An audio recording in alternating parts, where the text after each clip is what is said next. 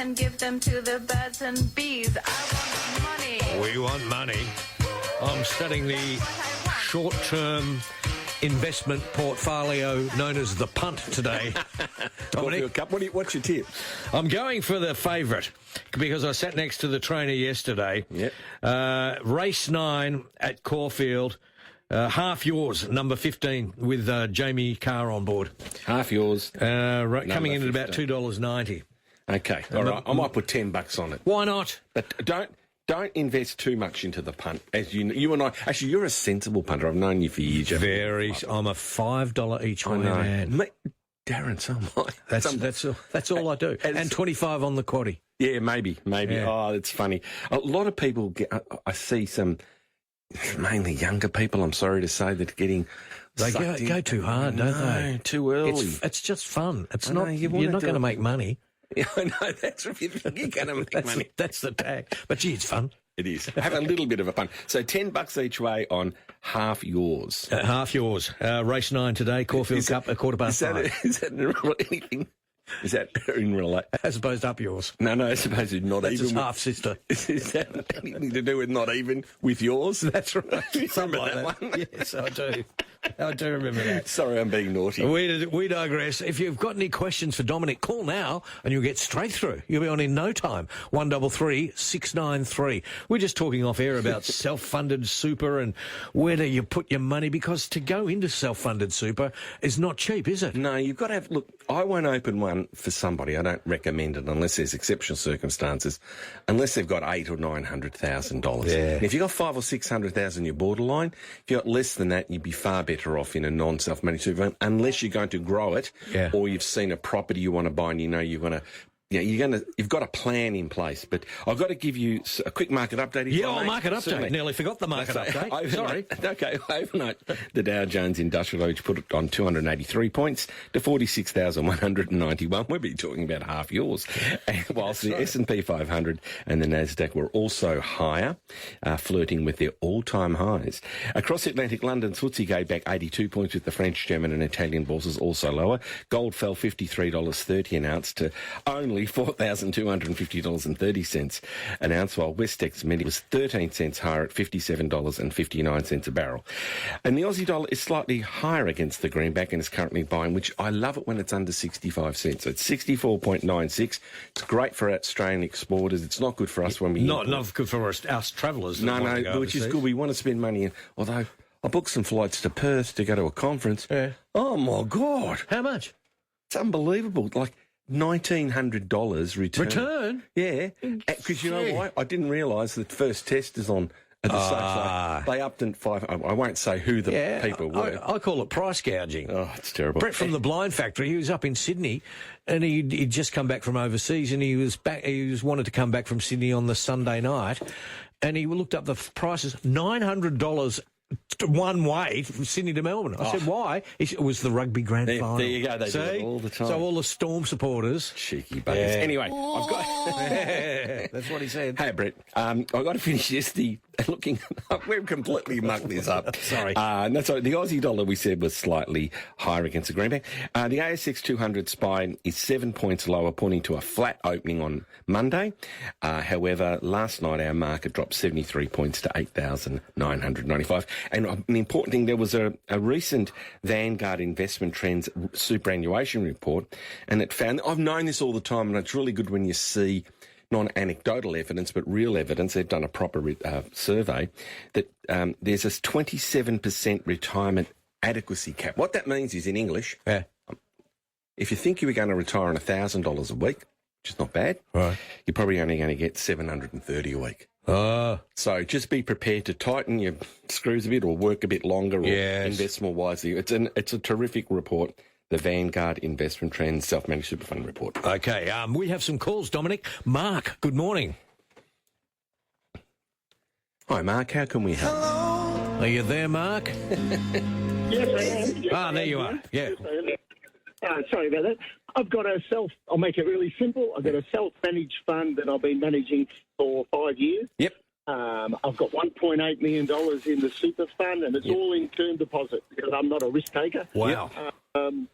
I've got $1 million in cash in the bank, Yep. and I've been enforced into retirement at Christmas, so it's made me retire. Should I convert it to a pension phase? Yeah, Mark, I'm a little bit confused. you should, because you're going to be saving tax. And also, look, please. What's a pension phase? All you mean, you go from accumulation whilst you're working, throwing money in. Yeah. And when you go to pension phase, and you pay 15% tax on the profits inside the fund. Right. When you go to pension phase, you take out 4% minimum. Yeah. And then you don't pay any tax on the earnings inside the fund. So it's a good idea to save tax. But Mark, look, it doesn't matter how conservative you are, please go to collinshouse.com, send me contact me, and I'll send you out a risk tolerance questionnaire. Having your money in a term deposit is something you would only do in exceptional circumstances, because you're going to rob yourself, basically. We're getting, term deposits, the best I did was 4.4 for someone recently. We can get 7s easy in low-risk investments. So, you're really robbing yourself about 2%. It's not a guaranteed like a bank, but please do yourself a favour and do the risk tolerance report to make sure. I'll send it to you. So go to collinshouse.com, click on the contact me, put a few details in there. Say I spoke to you on Saturday. I'll shoot you out a risk tolerance report. Then I'll ring you and I'll say, look, you're right. You've got to stay in term deposits, or have a little bit of equities. Because you know what the bank does with your money? It gets your money, Mark, gives you 4% maybe, and lends it out at between 7 and 17%. Yeah. So you're giving the bank huge amounts of profit, and they're taking risks, and of course you don't want to take risks, but look, really in retirement you don't want to have it all in the stock market or crypto or whatever, banana plantations or some nong I spoke to the other day is buying a banana plantation. Really? Anyway, overseas, I'm thinking, did you get called at home? A banana plantation seriously. overseas. I'm going, look, just hang up. Next time they ring you, just hang up. Yeah. Just don't talk to them. So you can be really risky or you can be too conservative. And Mark, I think you might be robbing yourself. But whatever Dominic says, it sounds as though you're in a pretty handy position there, Mark. Yeah, it's, the way I see it is, I haven't got an envelope to tell me when I'm going to die, but I've got enough money. Like, I've got a simple life, and I... How old are you, Mark? And I go, well, I'm 64 and my wife's 69. Oh, perfect. Yeah, same age as me. Retire, enjoy, and make this an opportunity to... there's a positive change in your life. Some people find it very difficult to retire, and especially if you've been forced out of it, like you said you have. There's going to be some emotions in there. You're going to feel unhappy or a bit scared, maybe. It's normal. It's okay to be apprehensive about retirement because it's something you've never done before. Yeah, that's right. So good on you, Mark. Good luck, Mark. We've got plenty of calls. Paul. Thank you. I'll drop that email. Good on you. Paul joins us. Good morning. Good morning. Yes. Hi, Dominic, and hi, Darren. My daughter hasn't lodged her first tax return yet. Reason being, one of the people that she worked for hasn't converted her income statement to tax ready yet. Oh, no. And we're not sure what to do. Okay. Can we still lodge on... No, what you should... look, sorry, what I do is there's a hotline the ATO has, and before we finish today's program, I'll ring it out. I'll find it for you. Just ring them up and tell them that that's the problem. Yeah. Because if you go to it through a tax agent, they can lodge it for you and put you in their lodgement program, and then she won't get a penalty because it's not her fault that the employer hasn't given her the information. They won't at the end of the day, she won't be worse off, but it's best to get your foot in the door to stop any penalty. So either go to the ATO hotline or go to a tax agent, a registered tax agent, so they can get you in the system to avoid a penalty. Dominic. I was just going to say, I think it was Paul was asking about his daughter. The best thing to do now, because they've actually updated it, go to ato.gov.au, follow the prompts and contact the ATO that way. Okay. ato.gov.au. ato.gov.au. Amanda, good morning. Hi, Darren. So good to have you back. Oh, thanks. Isn't that true, Amanda? I agree. Yeah, it is. It really is. I've missed him. Oh, thanks. Dominic, I've got a question for you. I'm a 57-year-old widow, and I won't go into the legal reasons, but my husband's estate is tied up. So at the moment, I'm using my savings on rent because I can't afford to buy a house. However, I do have enough money in super to buy a house. Will I ever be able to access that to buy a house? And if so, Amanda. At what age? Amanda, it's a really good question. And if you were retired, at age 60 you could access the whole thing. You're only 57, so I would probably... Well, thank you for saying only 57. You're only a youngster baby. there, Amanda. Yeah. Absolutely. Barely the had a average short young lady I speak to is much older than you, probably 15, 20 years older. Look, Amanda, I really think you're stuffed.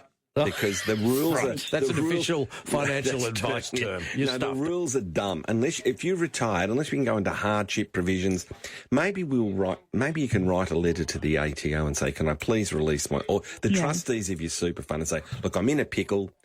For whatever reason, I can't buy a house. I want to buy a house because the estate's tying things up. Can I please access my super? They'll probably say no. Then we're just going to have to... we can actually start a transition to retirement income stream. We might be able to, but it's going to be tough and the rules are dumb. Perhaps contact me, send me an email. Go to collinshouse.com, contact Dominic, send me a little note, and I'll put my thinking cap on because it's unfair. Yes, it is, extremely. Good on you. I don't know if I can help, but I'll try my best. Thanks for that to Claudia. Good morning. Good morning, Dominic and Darren. I've recently inherited an estate from my mum, and I just wanted some advice how to invest. Okay, Claudia. Look, the first thing you should do is pay off any credit cards or personal loans. That's the first thing. Which we've done. Very good. We've done all that. We're debt-free. Good on you, Claudia. Put the rest of the money in the bank and then look to do a risk tolerance report to know how much spice you can have in your pizza, how much salt we can have in your sauce, whatever it is that you like, your palate can take, because anything other than the bank will give you higher returns but volatility, and we need to test that. So again, go to collinshouse.com, contact me, and I'll see if I can help you. Good on you, Dominic. That's collinshouse.com. Doing some good work. It's all about planning ahead, isn't it? It is, Darren. Good to see you. Yeah, great, mate.